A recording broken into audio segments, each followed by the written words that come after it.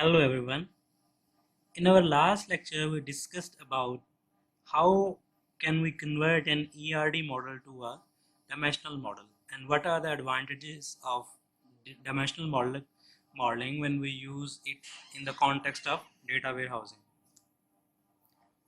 We looked at one of the ERDs to store actually the order details and orders coming to a company through a transactional system, in which we looked at different entities that were related using some of the keys, uh, let's say for example we had a table called province, then we had a table called division, then we had a table called district. So these tables were linked through a primary key foreign key relationships.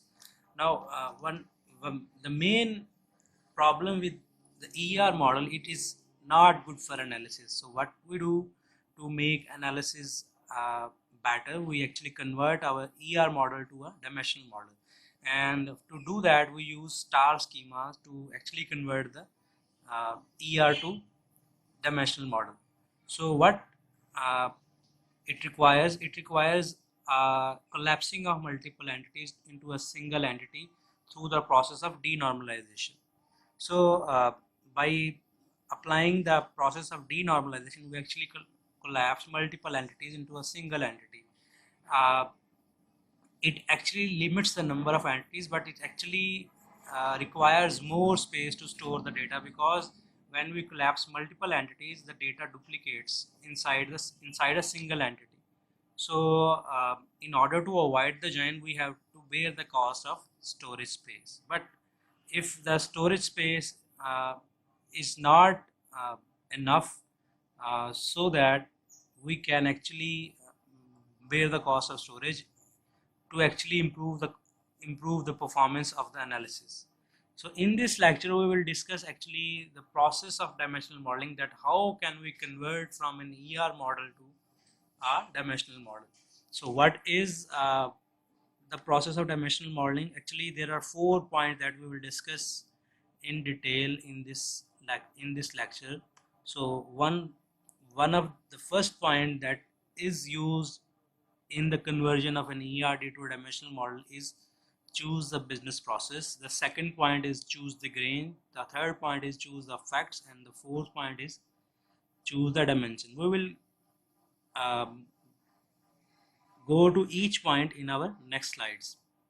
So in our step one, we actually choose which process of the business we need to model inside star schema. Now, before moving further, let's discuss what is a business process. So a business process is any business function that is actually performed inside a business. Let's say we talk about a bank transactions. When we go to an ATM machine, we actually can perform multiple functions. Let's say we can withdraw money, we can inquire our balance, we can actually transfer funds. So there are multiple functions inside a business that are involved inside an ATM machine. Now let's say we talk about a simple function, that how we withdraw our money. So it actually consists of multiple steps to complete that business process.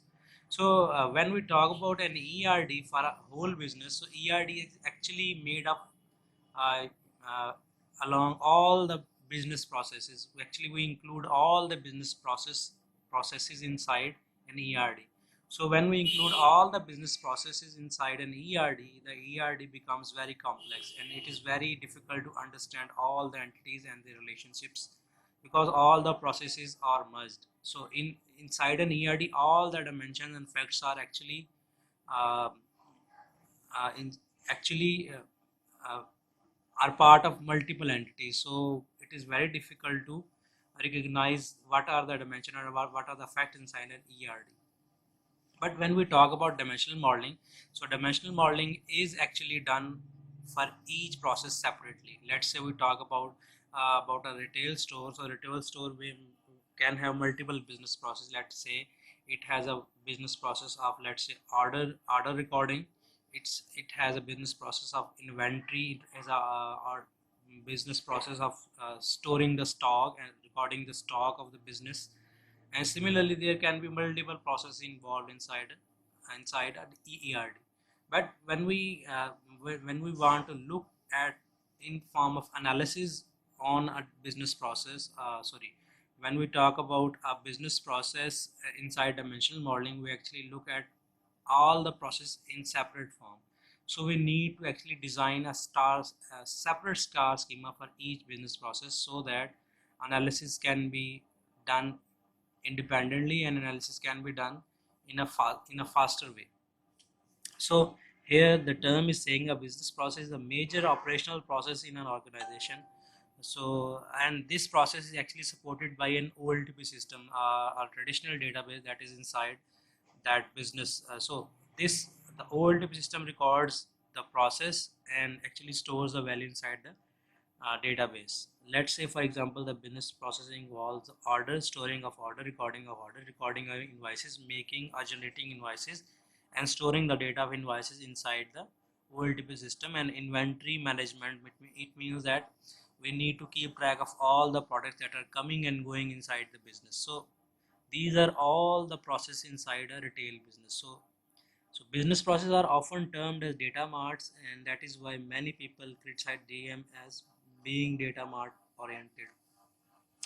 So many people actually refer business process as a data mart. Now we have not discussed about data marts. Data marts are like little data warehouses. Let's say a company has multiple departments. Let's say a company has a department called inventory, and the company has a department called marketing, and company has a department called HR.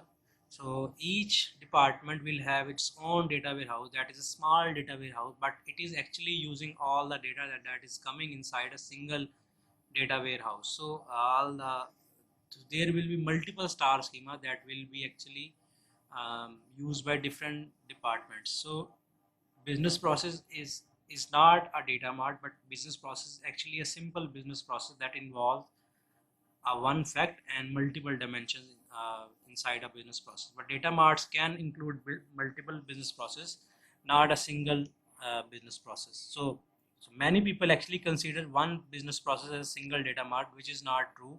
In case the Kimball, that is the father of data warehousing, he actually said that a data mart is not a single business process, but it can actually involve multiple business processes.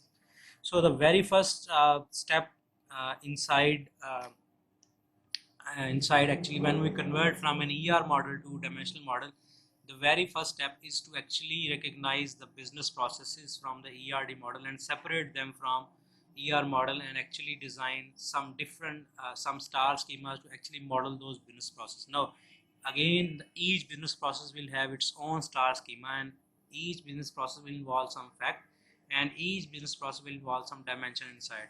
We will go in further details in our next slide, but for now, simply we can simply say that when we will have ERD is in the form of a snowflake schema. Snowflake schema can be in the third normal form, but when we separate business process from that snowflake schema, we can actually get two business processes from that.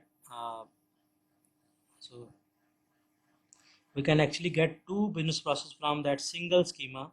And similarly, if we look at the star schema, actually it is not showing here.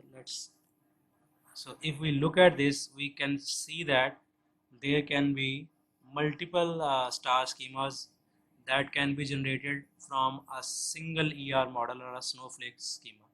So again, we can simply say that the snowflake schema is like an ER model from which we can actually get multiple processes out of them.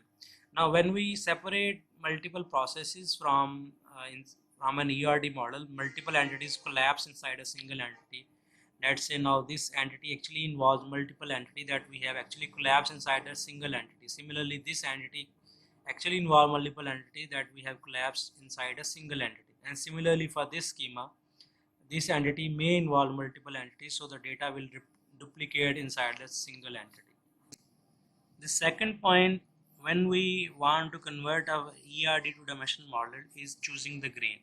Now choosing the grain is very important when we design our data warehouse, or when we actually design our dimensional model So this is very important point. So what to understand that how can we choose our grain, to understand this we first have to get to know about what is a grain. So again, according to the definition, grain is a fundamental atomic level of data to be represented. Now if we look at this definition, it is saying that an atomic level of data that we can represent inside a fact table. Now actually the grain is, when we talk about grain, we are actually talking about the grain of the fact table inside the star schema. Now the meaning of the grain is that what a row inside a fact table mean. When we store the data inside our fact table, what each row contains inside the fact table. So again, the definition of grain is what is the meaning of a row inside a grain. Let's say we say that a row inside a fact table contains the sale of a product in a transaction. Let's say uh, when we place an order inside our OLTP system, in our order we order multiple products, and for each product we order different quantities for different products. So when we bring that order information inside our data warehouse, then our single order is our whole transaction. Inside that transaction we have ordered multiple products. When we say that inside our data warehouse, uh, and inside the fact table, the row means the sales of a product inside a single transaction. So it means that it will store only a single product's information with its quantity and the sales price with that quantity. Let's say we ordered product 1 and we ordered 2 items of that product. So the quantity of or the number of items that we have ordered for that product is 2, and let's say the product's price was 100. So the sales price for that 2 items of a single product will be 200, because we have ordered 2 items of that product and the sale price is 100 rupees for that product. So the number of so the sales price of that product will be 200 for that product 1. So it means that each row inside the fact table represent a single product ordered inside a single transaction. So now the grain actually presents the lesser detail inside a fact table. The grain, again, the second definition of a grain is that the grain is actually the lowest level of information that cannot be further drilled down. So we have to carefully analyze and decide what should be the grain of a fact table. Uh, Again, when we look at the definition and we say that the grain is actually the lowest detail information that we keep inside our fact table that cannot be further drilled down by the CEO of the company. So in order to achieve this thing, the lowest level of grain, we actually need to actually focus on our business, that how much level of detail our CEO needs. We will not ask about it to the CEO, but we have to actually uh, again analyze ourselves, that how much lowest level of detail we want to actually store inside our factory. Now let's say it has its own advantages and disadvantages. Let's say we actually store this again, the row means the row will store the sales of a product inside a single transaction. Now in that case, if there are multiple orders, let's say we store um, in our OLTP system there are 1,000 orders that have been recorded inside a single day. That then if we bring our data of the 100 or 1,000 orders from OLTP system to our data warehouse, a, a single product may have been ordered inside in all these 1,000 orders. So it means that the single product will repeat itself inside the data warehouse. So the number of rows inside our data warehouse will increase. uh, but let's say we choose our grain instead, we instead of storing the product inside a single transaction, let's say we say that our grain will be the sales price of a product uh, sold on daily basis. Now in that case, if a product one is ordered several times in our hundred, actually thousand orders that were actually recorded in a single day, we will actually sum of all we will actually sum up all the sales of that single product, and we actually store uh, a single row for that product inside our data warehouse. So if that product one was ordered 100 times inside our 1000 products, then we will actually sum up the sales prices of all those 100 times that we have that the that product was actually ordered. We will actually sum up of all the sales price, and we would actually store in a single row inside our dimensional sorry fact table, because in that case we have actually chosen our grain in a way that we will need to store the sales price of a product that was ordered on daily basis. We will actually have to store the sales price of a single product that were actually ordered on daily basis. Now in that case we will not have to store our product that was ordered inside a single transaction, but because it will actually create multiple rows inside our data warehouse, sorry, in our fact table. But when we choose our grain that we need to actually store the product's sales price on daily basis, in that case we will actually need to store one row for that product inside our fact table. So so the number of rows are has decreased dramatically. So again, the very main important is that how much level of information you want to keep inside your fact table, so that that information cannot be further drilled down, and whether that information is useful for the CEO to actually analyze the data or not. So in based on these facts, you have to actually carefully choose the grain of a fact table. So again, the typical examples of grains can be individual transactions. Let's say you store again, I already discussed that you want to store the product order inside a single transaction, and you want to store it inside the fact table, or you want the daily aggregates of that product that were sold inside or every order, or you actually want to store the monthly aggregates. So in order to do that, you actually will store data on daily basis, but actually you will actually aggregate the coming data inside that single entity. Again, in that cases, in the first case, this will be the lowest level information. This will be the grain will be inside between the finer grain and the coarse grain. And these two terms are finer grains and coarse grain are simply mean that finer grain means that we are actually storing the information at individual level, and the coarse grain is we are actually storing the information in form of aggregates. So again, this point is saying that the relationship between grain and expressiveness. So again, I already discussed, when we want to store the information at very individual level, then the data will so it means that you are storing the lowest level information. So data can be represented in multiple different ways. So data can be rolled up in multiple different ways.